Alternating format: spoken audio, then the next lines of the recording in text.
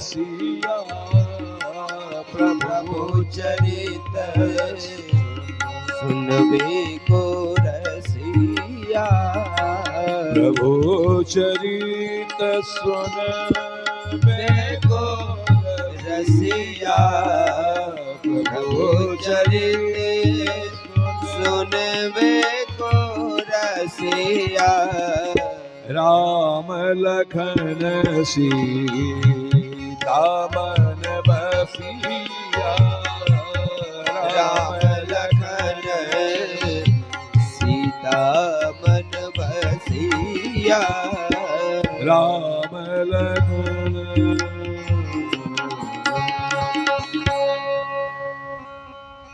आप आलोक बाबू अपने मित्रों के साथ गांव वासियों के साथ बैठकर कथा सुन रहे हो, तब मानो आप अपनी 22 पीढ़ियां संभाल रहे हो। 22 पीढ़ियों में जो भी लोग कहीं फंसे पड़े हों वह निश्चित रूप से इस भव सागर को पार कर लेंगे। शंकर बाबा कहते हैं, हे भवानी, भव सागर को कोई पार करना चाहे, भव रोग से कोई मुक्ति चाहे, दोनों बात ध्यान सुनिएगा। भव सागर और भव रोग, यह रोग बड़ा खतरनाक है। भव रोग से मुक्त होना चाहते हो, भव सागर को पार करना चाहते हो, तब एक साधन है, आप नौका पर बैठ जाओ। सागर को तैर के आप नहीं पार हो सकते। बड़े बड़े मगरमच्छ हैं उसमें, कहीं भी आपको खुराक बना देंगे, लेकिन नौका पर बैठे हो तो मगरमच्छ आपको नहीं छुएगा, मछली आपको नहीं खाएगी। पप्पू भैया, भव सागर पार करना है हमको, हमारे परिवार के किसी सदस्य को क्या करना होगा? कितनी सुंदर पंक्ति बाबा ने गाई है।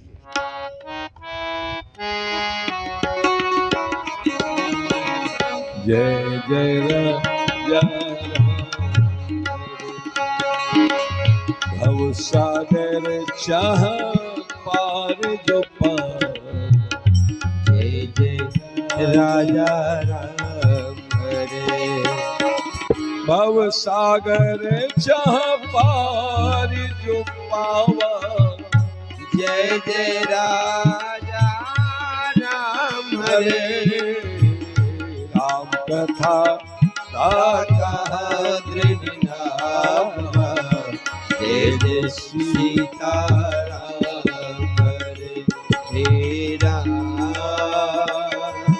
हे राम हे राम जय जय राम हे राम हे राम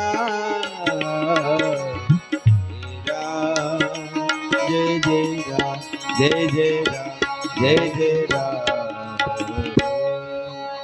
आपको राम राम कहने के लिए कहना पड़ता है। गांव के बुजुर्ग भाई बहनों, आज से कथा सुनकर मन में धीरे से संकल्प लेना कि मैं अपने, फिर आपको चिंता करके नहीं मरना होगा कि पता नहीं बाबू हमारा कैसे। आपको चारों पदार्थ मिलेंगे, चारों पदार्थ।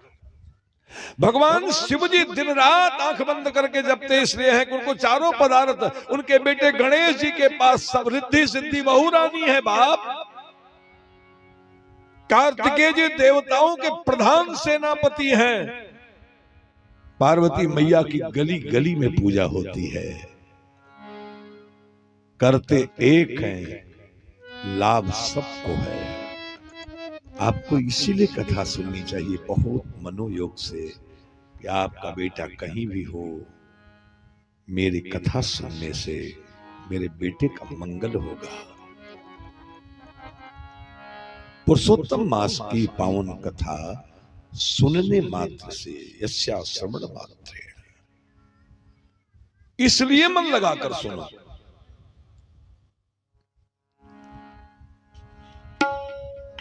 जिसे श्रवण कर मिट जाती है कथा श्रवण कर मिट जाती है।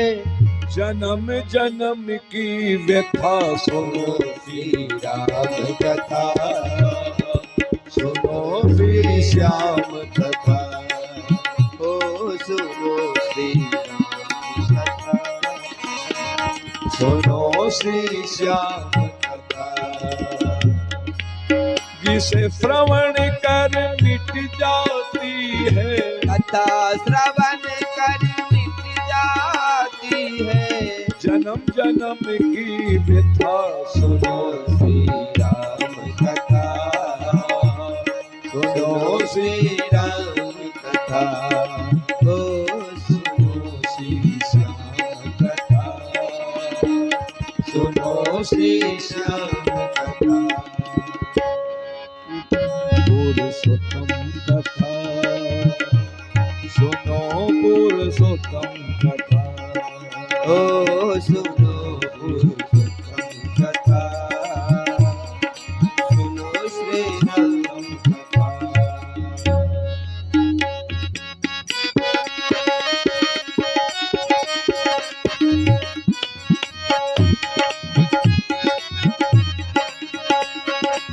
आज मैं गांव में जा रहा था तो मैंने अदालती बाबू का मकान देखा। क्या खूबसूरत मकान बनाया उन्होंने। और उनके भाई भतीजे जो लगते हो पंकज बाबू, उनका मकान उससे भी सुंदर बन रहा है। लेकिन जरा जोड़ो, जितना ईंटा पूरे गांव के लोगों ने लगाया है, जितना ईंटा पूरे गांव के लोगों ने अपने मकान में लगाया है, उतने ईंटे में तो केवल उस मकान की नींव बनी है। किस मकान की? जितना ईंटा पूरे गांव के लोगों ने यहाँ बंबई में, कलकत्ता में, सूरत में जितना भी ईंटा लगाया होगा, उतना उस मकान की नींव में लगा है। किस मकान की नींव में? कलकत्ता में एक महात्मा है जिनका नाम है चैतन्य महाप्रभु।